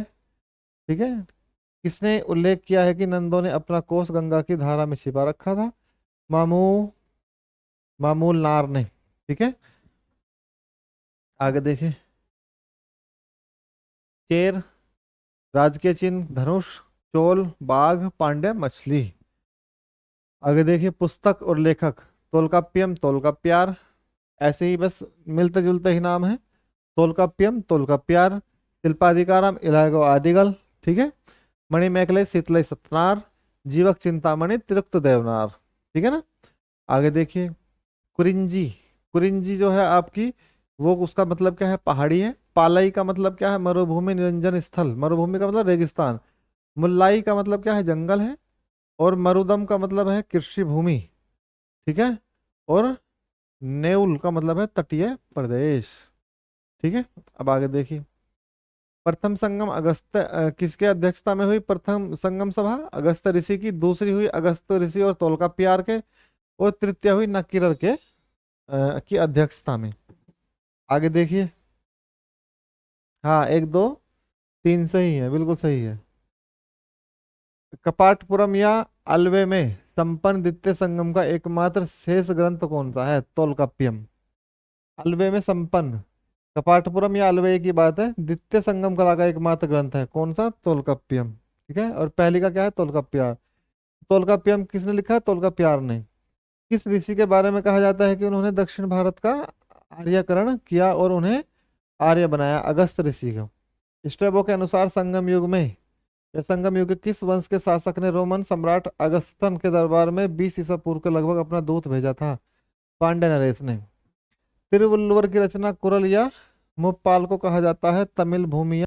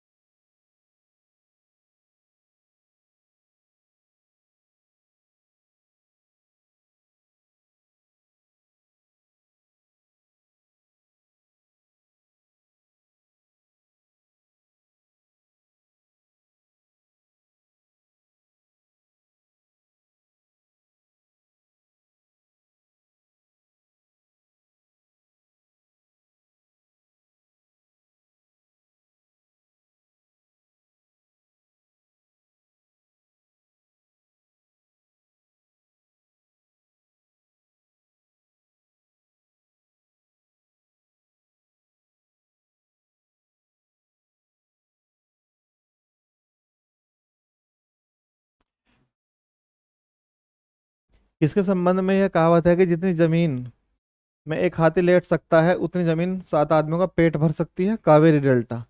पिलनी के ग्रंथ, अज्ञातनामा लेखक के ग्रंथ पेरिपल्स के अनुसार मोती के सीप पांड्य देश के किस क्षेत्र से निकलते थे? कालचे से निकलते थे। गाय और अन्य गाय और अन्य वस्तुओं के लिए लड़ते लड़ते मरने वाले वीरों के सम्मान में खड़े किए जाने वील प्रस्तर को कहा गया है? वीरक्कल या नाडुकुल। ठीक है। जो पत्थर है वे। प्राचीनतम तमिल देवता मुरुगन किस देवता के सदृश हैं? कार्तिकेय के। तो जो प्राचीनतम तमिल देवता जो मुरुगन है वो कार्तिकेयन है। संगमकालीन साहित्य में कौन को और मन्नन किसके लिए प्रयुक्त होते थे? राजा के लिए। ये शब्द किसके लिए प्रयुक्त होते हैं? राजा के लिए। निम्नलिखित में से कौन से संगमकालीन पत्तम पश्चिमी तट पर स्थित थे? नीचे दिए गए कूट का सही उत्तर चुनना है। तो जो पश्चिमी तट का मतलब है जो आपका पश्चिमी घाट से संबंधित है, तो इसमें एक तो आपका तोंडी है और एक आपका मुशिरी है। कार्के और पुरहर ये पूर्वी के हैं। महाकाव्य शिल्पाधिकारम किससे संबंधित है? कथानक और जैन तत्व से संबंधित ये है। ठीक है। अब आगे देखिए गुप्त वंश का संस्थापक कौन है? श्रीगुप्त। गुप्त किसके सामंत हैं? कुषाणों के। गुप्त वंश के किस शासक ने सर्वप्रथम महाराज धराज की उपाधि धारण की थी? चंद्रगुप्त प्रथम ने। और इसे आपको आपको मिलाना है। प्रयाग जो प्रशस्ति है वो किसकी है? समुद्रगुप्त की। बिलसर अभिलेख जो है वो कुमारगुप्त का है। भीतरी स्तंभलेख स्कंदगुप्त का है। मंसूर अभिलेख बंधुवर्मन का है। तो ठीक है, सारे सही हैं चारों के चारों। गुप्त शासक के दौरान या गुप्त शासन के दौरान निम्नलिखित में से ऐसा व्यक्ति कौन था जो एक महान खगोल विज्ञानी और गणितज्ञ था? आर्यभट्ट। गुप्त शासकों की सरकार या दरबारी भाषा क्या है? संस्कृत है। इतिहास वीए स्मिथ। ठीक है, विंसेंट आर्थर भी इसका पूरा नाम है। वीए स्मिथ ने किसकी विजयों से प्रभावित होकर उसे भारत का नेपोलियन कहा है? समुद्रगुप्त को। तो वीए स्मिथ ने किसको नेपोलियन कहा है? समुद्रगुप्त को। गुप्त वंश का वह राजा कौन था जिसने हुणों को भारत पर आक्रमण करने से रोका? तो वो कौन है? स्कंदगुप्त। गुप्त राजवंश किस लिए प्रसिद्ध है? कला और स्थापत्य के लिए। अजंता कलाकृतियां किससे संबंधित हैं? गुप्त काल से। कुछ विद्वानों के अनुसार कवि कालिदास किसके राजकवि थे? चंद्रगुप्त विक्रमादित्य के। अजंता चित्रकारी का विषय वस्तु निम्नलिखित में से किससे संबंधित है? बौद्ध धर्म से। उत्तर गुप्त युग में जो विश्वविद्यालय प्रसिद्ध हुआ है वह नालंदा है। एरन अभिलेख का संबंध किस शासक से है? भानुगुप्त से। फाहियान किसके शासन काल में भारत आया? फाहियान किसके शासन काल में भारत आया था? चंद्रगुप्त द्वितीय के। भारतीय संस्कृति का स्वर्ण युग किसे कहा जाता है? गुप्त काल को। फाहियान कहाँ का निवासी है? चीन का। सेतुबंध का रचनाकार प्रवरसेन किससे संबंधित शासक है? वाकाटक। किस गुप्तकालीन शासक को कविराज कहा गया है? समुद्रगुप्त को। समुद्रगुप्त को किस स्तंभ लेख में सक्रोपम यानी कि शकों को परास्त करने वाला? कमहोर यानी कमहोर स्तंभ लेख में। श्रीलंका के राजा मेघवर्धन ने किस स्थान पर भागवत बुद्ध का मंदिर बनवाने के लिए समुद्रगुप्त से अनुमति अनुमति मांगी थी? बोध गया में।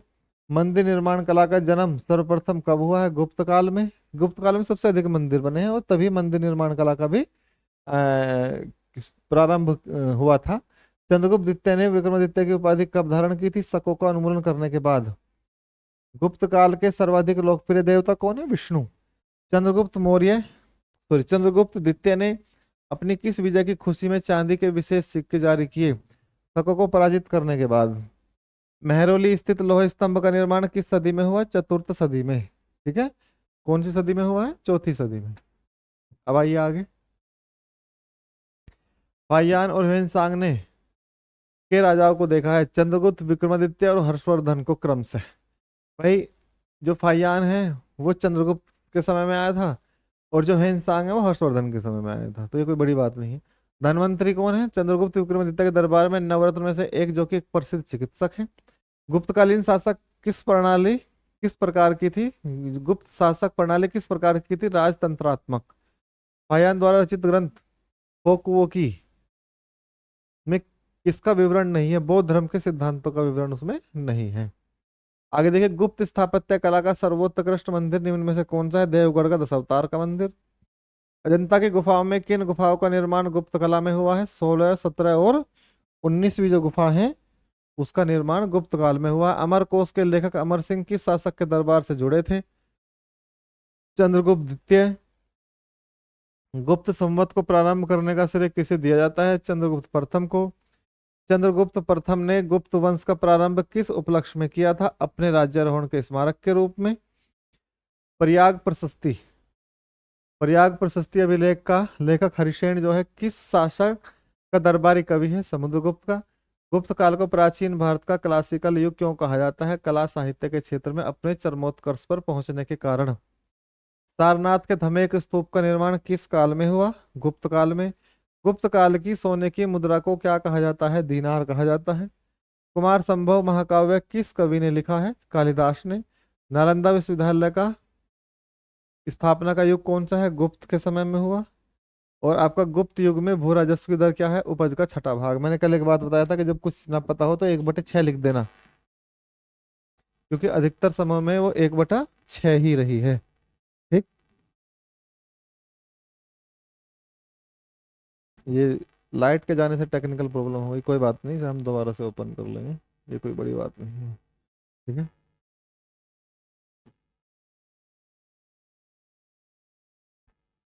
इसको आप आगे ऐसे वो 10 सेकंड में जो कटता है उसको करके आगे कर सकते हैं।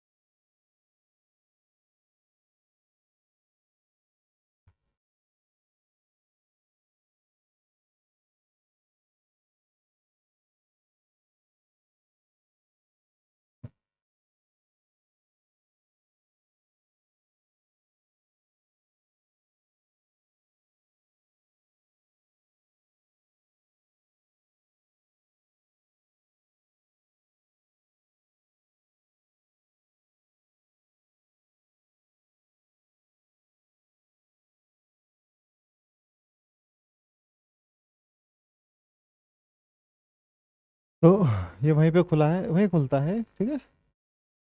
तो गुप्त काल के सर्वाधिक लोकप्रिय देवता कौन है? विष्णु। तो गुप्त किस गुप्तकालीन शासक को कविराज कहा गया है? समुद्रगुप्त को। समुद्रगुप्त को किस स्तंभ के लेख में शकोप्रम कहा गया है? कहोम में। श्रीलंका के राजा मेघवरु बोध गया, ये तो हो गया था ना। हाँ। मेहरौली चतुर्थ सदी में, ये भी हो गया था आपका, इस तरफ चल रहा था। अमरकोश के लेखक कौन है? चंद्रगुप्त द्वितीय। अमरकोश के लेखक अमर सिंह किस शासक के दरबार में थे? चंद्रगुप्त द्वितीय के में। 319 और 20 को यानी कि जो गुप्त संवत शुरू होता है 319 और 20 में, वो चंद्रगुप्त प्रथम ने शुरू किया था। चंद्रगुप्त प्रथम ने गुप्त संवत का प्रारंभ किस उपलक्ष्य में किया? अपने राज्यारोहण के स्मारक के संबंध में। ठीक है, यहाँ तक हमने पढ़ लिया था। प्रयाग प्रशस्ति अभिलेख का लेखक हरिशेन किस शासक का दरबार है? समुद्रगुप्त का। गुप्त कला को प्राचीन भारत का क्लासिकल युग क्यों कहते हैं? कला साहित्य के क्षेत्र में अपने चरमोत्कर्ष पहुंचने के कारण। सारनाथ का धमेक स्तूप का निर्माण किस काल में है? गुप्त में। गुप्त काल की सोने की मुद्रा को क्या कहते हैं? दीनार। कुमार संभव महाकाव्य किस कवि ने लिखा है? वो लिखा है कालिदास ने। नालंदा विश्वविद्यालय की स्थापना का युग कौन सा है? गुप्त। गुप्त वंश में भू राजस्व की दर कितनी है? उपज का छठा भाग। ठीक है, अब देखिए आगे। नगरों का क्रमिक पत्तन किस काल की एक महत्वपूर्ण विशेषता थी? गुप्त काल की। किस वंश के शासकों ने मंदिरों और ब्राह्मणों को सबसे अधिक ग्राम अनुदान में दिया है? गुप्त वंश में। ठीक है, आगे देखिए। दिल्ली के मेहरौली में कुव्वतुल इस्लाम मस्जिद के प्रांगण में स्थित प्रसिद्ध लौह स्तंभ किसकी स्मृति है? चंद्र, एक चंद्र राजा है उसकी स्मृति में है। कालिदास द्वारा रचित मालविका अग्निमित्रम नाटक का नायक कौन है? अग्निमित्र है। समुद्रगुप्त की सैनिक उपलब्धियों का वर्णन उसके किस अभिलेख में उपलब्ध है? ऐरण के अभिलेख में ये दिया गया है। निम्न में से किस काल में स्त्रियों को पुरुषों के बराबर माना गया है? गुप्त काल में। कौन सा राजवंश हूणों के आक्रमण के से अत्यंत विचलित हुआ है? गुप्त। यानी कि हूणों ने गुप्त वंश को, एक तरीके से गुप्त वंश के पतन का कारण हूण आक्रमण भी है। निम्नलिखित में से कौन सा नाटक कालिदास ने नहीं लिखा है? तो ये तीनों लिखे हैं। जानकी हरण नहीं लिखा है। अजंता गुफाओं में सरीखी जैसी गुफाएं मध्य प्रदेश में कहाँ है? बाघ में है। गुप्त वंश ने 319 से 500 ईस्वी तक शासन किया। बाल विवाह की प्रथा आरंभ हुई गुप्त काल में। सोने के सर्वाधिक सिक्के किस काल में जारी किए गए थे? गुप्त काल में। यूरोपीय भाषा में अनुदित अनुवादित प्रथम भारतीय ग्रंथ कौन सा है? अभिज्ञान शाकुंतलम। सती प्रथा का पहला उल्लेख ऐरण अभिलेख में मिलता है। गुप्त वंश के निम्नलिखित शासकों को क्रम बताइए। तो पहला कौन सा है? चंद्रगुप्त प्रथम, समुद्रगुप्त, चंद्रगुप्त द्वितीय, कुमारगुप्त और स्कंदगुप्त। ठीक है ये। गुप्तकालीन सिक्कों का सबसे बड़ा ढेर कहाँ मिलता है? भरतपुर में, बयाना से। ठीक है, आगे देखते हैं। किस गुप्त शासक को नालंदा विश्वविद्यालय का संस्थापक माना जाता है? कुमारगुप्त प्रथम को। प्राचीन भारत में सामंती राजव्यवस्था का अभ्युदय सैनिक अभियानों में देखा जा सकता है। गुप्त काल में सामंती व्यवस्था का पर्याप्त प्रसार हुआ था या पर्याप्त विस्तार हुआ, दोनों सही है, लेकिन उसका ये स्पष्टीकरण नहीं करता, तो हम ऐसे नहीं कह सकते कि ये इसका कारण है। गुप्त काल में उत्तर भारतीय व्यापार निम्नलिखित में एक पत्तन से संचालित होता है, वो ताम्रलिप्ति है। गुप्त शासकों के द्वारा जारी किए गए चांदी के सिक्के रूपक हैं। और ये इधर सूची 1 से सूची 2 को मिलाना है। विशाख दत्त किससे संबंधित है? वराह मिहिर, चरक और ब्रह्मगुप्त। ठीक है, तो वराहमिहिर किससे संबंधित है? खगोल विज्ञान से। चरक किससे संबंधित है? आपका चिकित्सा से। और विशाखदत्त गणित है। ब्रह्मगुप्त विशाखदत्त नाटक है और ब्रह्मगुप्त क्या है? ये आपके गणित है। ठीक है। चंद्रगुप्त द्वितीय के काल में विद्या कला साहित्य का महान केंद्र कौन सा था? उज्जैन है। कालिदास की किस कृति की गिनती विश्व की 100 प्रसिद्ध साहित्यिक कृतों में होती है? अभिज्ञान शाकुंतलम की। वर्तमान गणित में दशमलव प्रणाली आविष्कार का श्रेय किसको दिया जाता है? गुप्त युग को। निम्नलिखित में से कौन सा गुप्त वंश के पतन का कारण नहीं है? सत्ता के नियंत्रण के लिए आंतरिक कलह है, यानी कि जो आंतरिक कलह है वो उसका कारण, यानी कि पतन का कारण नहीं बना। जैसा आप देखते हैं उत्तर मुगल काल पूरा आंतरिक कलह का कारण बना उसका पतन। और निम्नलिखित में से किसी गुप्त शासक ने अपने सिक्कों पर अपने वीणा बजाते हुए आकृति बनाई है? समुद्रगुप्त ने। वह प्रथम भारतीय विद्वान कौन था जिसने गणितों को एक पृथक विषय के रूप में स्थापित किया? आर्यभट्ट ने। गुप्तकालीन पुस्तक नवनीतकम का संबंध किससे है? चिकित्सा से। तांबे का सिक्का जारी करने वाला पहला गुप्त शासक कौन है? रामगुप्त। ठीक है, आगे देखिए। सुमेलित करना है। समुद्रगुप्त की प्रयाग प्रशस्ति है। चंद्रगुप्त का मेहरौली लोह स्तंभ लेख है। स्कंदगुप्त का भीतरी अभिलेख है। और गुप्त का बुधगुप्त का पहाड़पुर ताम्रपत्र है। तीनों चारों सही है। कुमार देवी प्रकार के सिक्के जो किसने चलाए हैं? चंद्रगुप्त प्रथम ने। वीणावादन समुद्रगुप्त ने। चक्र विक्रम चंद्रगुप्त सेकंड ने। कार्तिकेय कुमारगुप्त प्रथम ने। बिल्कुल सही है। आगे देखिए। शासक और उनकी उपाधि है। चंद्रगुप्त की जो शासक की उपाधि है वो आपकी महाधिराज। समुद्रगुप्त की उपाधि कौन सी है? आपकी अश्वमेघ पराक्रम। चंद्रगुप्त द्वितीय की परम भागवत। स्कंदगुप्त की शकोप्रम। शासक और पत्नी। चंद्रगुप्त की पत्नी कुमार देवी है। रामगुप्त की पत्नी ध्रुव देवी है। समुद्रगुप्त की पत्नी दत्ता देवी है। रुद्रसेन की पत्नी प्रभावती गुप्ता है। किस गुप्त शासक ने दक्षिणापथ में स्थित 12 राज्यों पर धर्म विजय की? समुद्रगुप्त ने। सर्वराजोच्छेता सभी राजाओं को उखाड़ फेंकने वाला की उपाधि किसने धारण की है? समुद्रगुप्त ने। किसने अंतिम शक शासक रुद्र सिंह तृतीय को पराजित कर उसकी हत्या कर शकों के अंतिम रूप में उन्मूलन कर दिया? चंद्रगुप्त सेकंड ने। ठीक है। और फिर आपका है, ये आपको मिलाना है आर्यभट्ट की आर्यभट्टीय, धन्वंतरि की नवीनतम, ब्रह्मगुप्त की ब्रह्म सिद्धांत और वराहमिहिर पंच सिद्धांतक। ठीक है। तो इसमें आपको ये बिल्कुल सही दिया गया है, एक दूसरे के सामने है। सुदर्शन झील जिसका निर्माण चंद्रगुप्त मौर्य के सौराष्ट्र प्रांत के गवर्नर पुष्यगुप्त ने करवाया, जिसकी मरम्मत पहली बार शक शासक रुद्रदमन ने करवाई थी। दूसरी बार मरम्मत किसने करवाई? स्कंदगुप्त ने। इसमें आपको प्रांत है और उधर प्रशासक है, तो भक्ति यानी कि प्रांत जो होते हैं उसके प्रशासक को उपरिक कहते हैं, जिले के विषापति, नगर को नगरपति, ग्राम को ग्रामिक। ये तो आसान सवाल था। कौन सुमेलित नहीं है? तो सुमेलित महाश्वपति गज सेना का अध्यक्ष, ये गलत है। गज सेना का जो अध्यक्ष होता है उसे पीलूपति कहते थे। ठीक है, और सब सही है। आगे देखिए। क्षेत्र भूमि आपकी कृषि योग्य भूमि है। वास्तु भूमि निवास योग्य भूमि है। अप्रक भूमि जंगली भूमि है। खिल भूमि कृषि के लिए अनुपयुक्त भूमि है। ठीक है। कौन सही सुमेलित नहीं है? प्रयाग प्रशस्ति समुद्रगुप्त की प्रयाग प्रशस्ति है, रवि कीर्ति की नहीं है। ठीक है। कौन सही सुमेलित नहीं है? जो भरत का जो है मेघदूतम नहीं है, मेघदूतम किसी है? कालिदास की है। इसमें आपको फिर से सुमेलित करना है। श्रेष्ठी शाहूकार है। सार्थवाह व्यापारी है। बिल्कुल। कुलिक कारीगर है। कायस जो है लेखक है। बिल्कुल सही है। आगे देखिए। मिहिर कुल का संबंध किससे है? हूणों से है। कन्नौज को सर्वप्रथम महत्ता देने वाला प्रदान करने वाला कौन है? मौखरी है। गुप्त राजा जिसने विक्रमादित्य की पदवी ग्रहण की थी? चंद्रगुप्त द्वितीय है। कुतुब मीनार के निकट स्थित लौह स्तंभ वैज्ञानिकों का ध्यान क्यों खींच रहा है? उसकी जंग रोधकता के कारण। ठीक है। प्राचीन भारत में गुप्त काल से संबंधित गुफा चित्रांकन में ये केवल 2 उदाहरण उपलब्ध हैं। इनमें से एक अजंता की गुफाओं में किया गया चित्रांकन है। गुप्त काल के चित्रांकन का दूसरा अवशिष्ट उदाहरण किस स्थान पर मिलता है? बाघ की गुफाओं में। पुंडवर्धन भुक्ति यानी ये प्रांत है, अवस्थित थी उत्तर बंगाल में। ठीक है। परम भागवत उपाधि समुद्रगुप्त की है। आगे देखते हैं। गुप्त उत्तरकाल और वर्धन वंश। तो गुप्तोत्तरकाल को भी कर लेते हैं। हाँ, आगे देखिए। थानेश्वर में वर्धन वंश पुष्यभूति वंश की स्थापना किसने की है? पुष्यभूति वर्धन ने। सूची 1 को सूची 2 से सुमेलित कीजिए। वर्धन थानेश्वर है, मोखरी कन्नौज, वाकाटक पुरिका और मैत्रक वल्लभी है। सुमेलित करना है हमें। वर्धन आपका जो है पुष्यभूति है, मोखरी वंश जो है आपका किसान वर्मा है, वाकाटक जो है आपके वो है विंध्य शक्ति और मैत्रक भट्टार्क है। कदम राज्य की स्थापना मयूर शर्मन ने की थी। उसने अपनी राजधानी बनाई किसको? वैजंती या वनवासी को। निम्नलिखित में वह अंतिम बौद्ध राजा कौन था जो संस्कृत का महान विद्वान और लेखक था? वो हर्षवर्धन है। हर्षचरित किसके द्वारा लिखी गई है? बाणभट्ट के द्वारा। हर्षवर्धन के समय में कौन सा चीनी यात्री भारत आया? हिंसांग।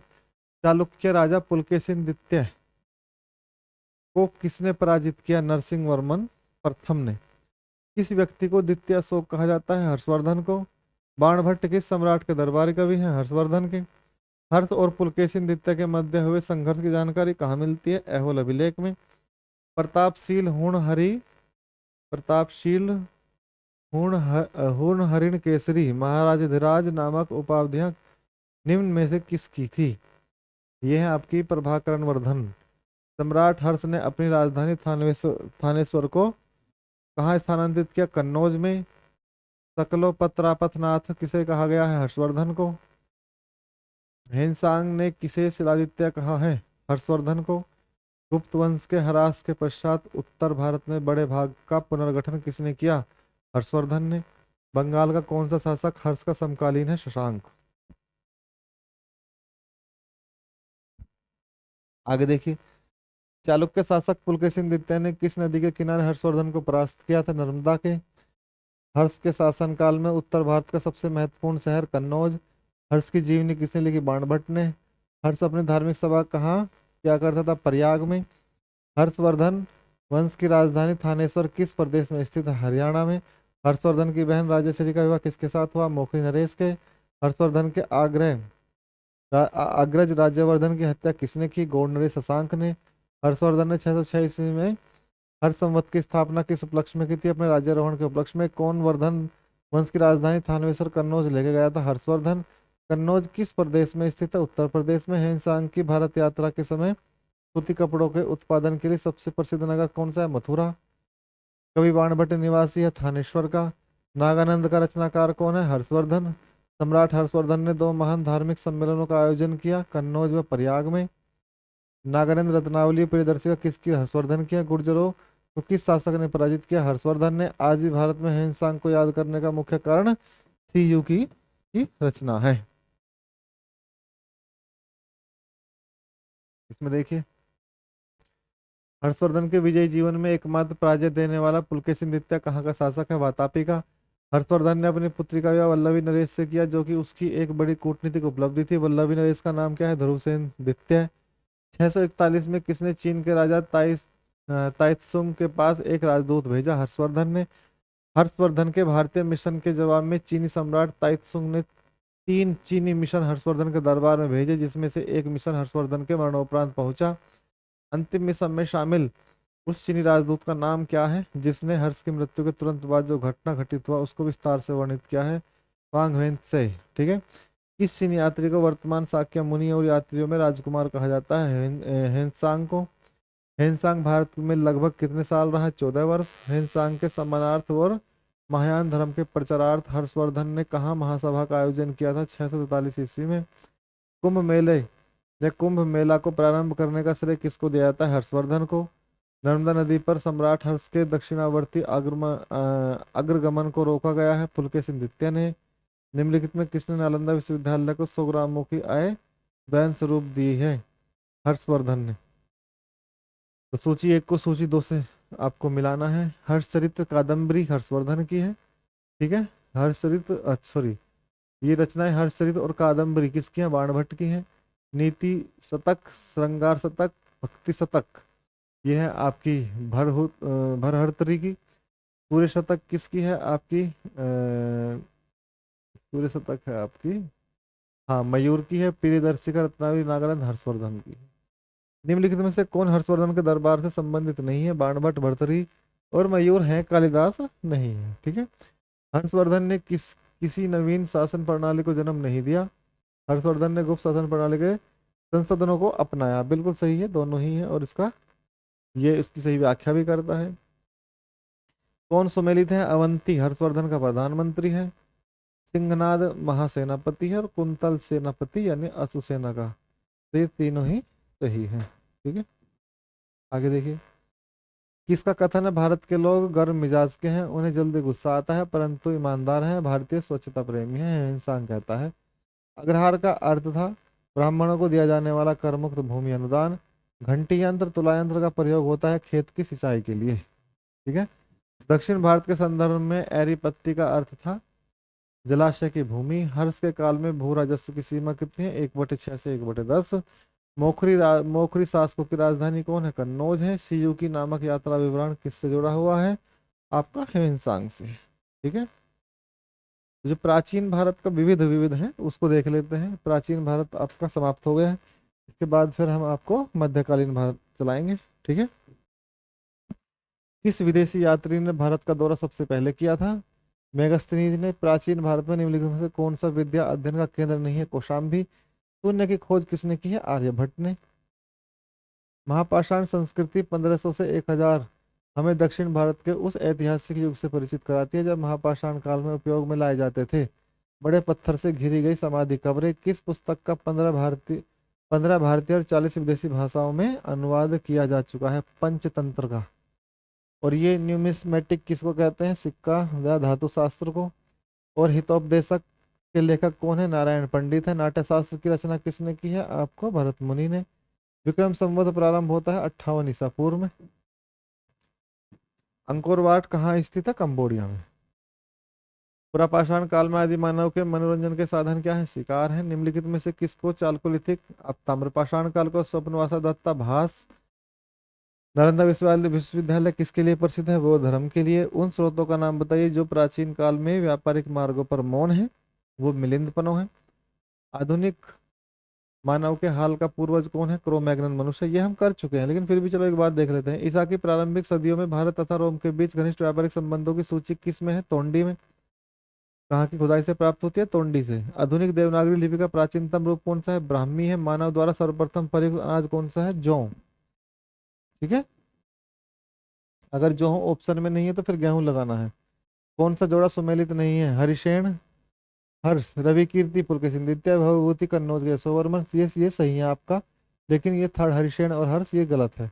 काव्य शैली का प्राचीनतम नमूना किसके अभिलेख से मिलता है? रुद्र दमन के। निम्नलिखित में से कौन सा बंदरगाह पोर्डू के नाम से द पेरिपल्स ऑफ द इथियन सी लाल सागर का भ्रमण के अज्ञात नामांकित के लेखक को ज्ञात था? अरिकमेडू। ताम्राश्य ताम्रपाषाण काल चालकोलिथिक एज में महाराष्ट्र के लोग मृतकों के घर के फर्श के नीचे किस तरह रखकर दफनाते थे? उत्तर से दक्षिण की ओर। भीमबेटका किसके लिए प्रसिद्ध है? गुफा शैल चित्र के लिए। रामेश्वरम कहाँ है आपका? तमिलनाडु में। द्वारका कहाँ है? गुजरात में। सारनाथ का उत्तर प्रदेश में। महाकाल मंदिर मध्य प्रदेश में है। मालती माधव के लेखक कौन है? भवभूति है। निम्नलिखित में से कौन सा नवीनतम समझा जाता है? क्रोमैग्नन मानव। ये कई बार क्वेश्चन आ गया। इतिहास के पिता हेरोडोटस हैं। प्राचीन नगर तक्षशिला किसके बीच स्थित है? सिंधु और झेलम के। निम्नलिखित में अंग्रेजों में से कौन था जिसने सर्वप्रथम भगवत गीता को अंग्रेजी में अनुवाद किया? चार्ल्स विल्किंस ने। निम्नलिखित प्राचीन भारतीय अभिलेखों में कौन सा एक खाद्यान्न को देश में संकट काल में उपयोग हेतु सुरक्षित रखने के बारे में प्राचीनतम शाही उपदेश है? तो गोरा ताम्रपत्र। ठीक है। अब देखिए आगे। भारत में निम्नलिखित के आने का सही कालानुक्रम बताइए। तो देखिए नगर संस्कृति, सोने के सिक्के, लोहे का खल, आहत मुद्रा, चांदी के सिक्के। तो सबसे पहले नगर संस्कृति आती है हड़प्पा सभ्यता में। ठीक है। उसके बाद फिर 800 और 1000 ईसा पूर्व लोहे का हल आता है। फिर आहत मुद्राएं यानी चांदी के सिक्के आते हैं। फिर सबसे बाद में सोने के सिक्के आते हैं। प्राचीन भारत में निम्नलिखित में से कौन सी एक लिपि दाईं से बाईं और लिखी जाती है? खरोष्ठी है। निम्नलिखित में से कौन सा एक प्राचीन भारत में व्यापारियों का निगम था? मणिग्राम। पुलकेशिन प्रथम का बादामी शिलालेख वर्ष जो 465 का दिनांकित है, यदि इसे विक्रम संवत में दिनांकित करना हो तो 601 आएगा। ठीक है। सूची 1 को सूची 2 के साथ सम्मिलित कीजिए और सूचियों के दिए गए कोड का प्रयोग करते हुए सही का उत्तर को चुनिए। तो गुप्त जो है आपका देवगढ़ है, और चंदेल जो है खजुराहो है, चालुक्य पनमेल में है, और पल्लव जो है आपके बादामी नहीं, ये पल्लव बादामी नहीं है, चालुक्य बादामी है, पल्लव पनमेल। ठीक है। चेर, चेर जो आपके हैं वो कयूर है, वांजी। चोल जो है आप कावेरीपत्तनम और यूर, पांड्या केकई और मदुरई। मुद्रा राक्षस विशाखदत्त। जैन बौद्ध ब्राह्मण ग्रंथों में कौन सी धारणा एक जैसी है? कर्मवाद सिद्धांत। बिहार महान धार्मिक केंद्र है, सभी के लिए, जैन के भी, सिखों के भी और बौद्धों के लिए भी। कौन सुमेलित नहीं है? जैन धर्म, बाइबिल, ये गलत है, ये आपको पता ही है। कर्पूरी मंजरी हर्ष की नहीं है। ठीक है। मालविका अग्निमित्रम कालिदास की है, शूद्रानंद अश्वघोष की है, मुद्रा राक्षस विशाखदत्त की है, तीनों सही है, तो ये गलत हो गया। अब देखिए, मानव द्वारा सर्वप्रथम प्रयुक्त धातु तांबा है। प्राचीन काल भारत में हुई वैज्ञानिक पद्धति के संदर्भ में कौन से कथन सही है? तो कौन से कथन सही है? आपको 5वीं सदी शताब्दी में कोण के ज्या कोण का सिद्धांत ज्ञात है, 5वीं सदी की बात करता है ये। तो इसमें एक प्रथम सदी ईस्वी में, प्रथम सदी ईस्वी में विभिन्न प्रकार के विशिष्ट शल्य औजारों का उपयोग आम था। ये थोड़ा सा मुझे सही नहीं लगता। शल्य औजारों का उपयोग प्रथम सदी में, तीसरी सदी से पूर्व में आरंभ में मानव शरीर के आंतरिक भागों का प्रत्यारोपण शुरू हो चुका था, तीसरी सदी में। ये तो गलत है। 5वीं सदी से पूर्व में कोण यानी कि साइन का सिद्धांत आया है। 7वीं सदी ईस्वी में चक्रीय चतुर्भुज, चलो ये तो ठीक हो सकता है चौथा। इसमें 1, 3 और 4 होंगे। प्राचीन भारत में योद्धे कौन है? एक गणतांत्रिक जनजाति है। ठीक है, योद्धे आपका पंजाब में पड़ेगा। बोरोबुदूर किसका स्थल है? जावा के 8वीं शताब्दी ईसा में निर्मित एक बृहत स्तूप। अब यहाँ से आता है पूर्व मध्यकाल, यानी कि मध्यकाल से पहले, यानी कि 650 ईस्वी से लेकर 1206 ईस्वी तक उत्तर भारत का है। इसे आप राजपूत काल भी कह सकते हैं। तो इसे हम कल देखेंगे। ठीक है, इसे हम कल देखेंगे यहाँ से, और कल हम इसे खत्म कर देंगे मध्यकाल को। ठीक है, मिलते हैं नेक्स्ट क्लास में। नमस्कार, धन्यवाद।